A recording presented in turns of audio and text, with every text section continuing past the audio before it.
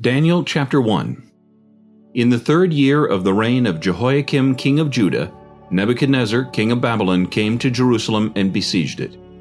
And the Lord gave Jehoiakim king of Judah into his hand, with some of the articles of the house of God, which he carried into the land of Shinar to the house of his God, and he brought the articles into the treasure house of his God. Then the king instructed Ashpenaz, the master of his eunuchs, to bring some of the children of Israel, and some of the king's descendants, and some of the nobles, young men in whom there was no blemish, but good-looking, gifted in all wisdom, possessing knowledge, and quick to understand, who had ability to serve in the king's palace, and whom they might teach the language and literature of the Chaldeans.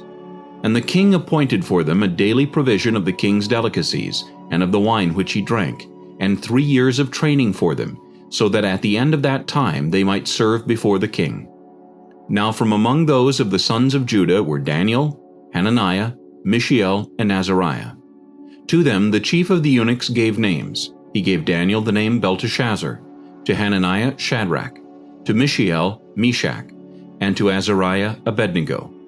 But Daniel purposed in his heart that he would not defile himself with a portion of the king's delicacies, nor with the wine which he drank. Therefore he requested of the chief of the eunuchs that he might not defile himself. Now God had brought Daniel into the favor and goodwill of the chief of the eunuchs. And the chief of the eunuchs said to Daniel, I fear my lord the king, who has appointed your food and drink. For why should he see your faces looking worse than the young men who are your age? Then you would endanger my head before the king. So Daniel said to the steward whom the chief of the eunuchs had set over Daniel, Hananiah, Mishael, and Azariah, Please test your servants for 10 days, and let them give us vegetables to eat and water to drink. Then let our appearance be examined before you, and the appearance of the young men who eat the portion of the king's delicacies. And as you see fit, so deal with your servants. So he consented with them in this matter, and tested them 10 days. And at the end of 10 days their features appeared better and fatter in flesh than all the young men who ate the portion of the king's delicacies. Thus the steward took away their portion of delicacies, and the wine that they were to drink, and gave them vegetables. As for these 4 young men, God gave them knowledge and skill in all literature and wisdom, and Daniel had understanding in all visions and dreams.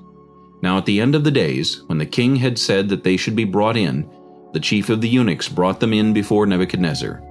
Then the king interviewed them, and among them all none was found like Daniel, Hananiah, Mishael, and Azariah.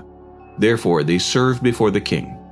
And in all matters of wisdom and understanding about which the king examined them, he found them 10 times better than all the magicians and astrologers who were in all his realm. Thus Daniel continued until the 1st year of King Cyrus.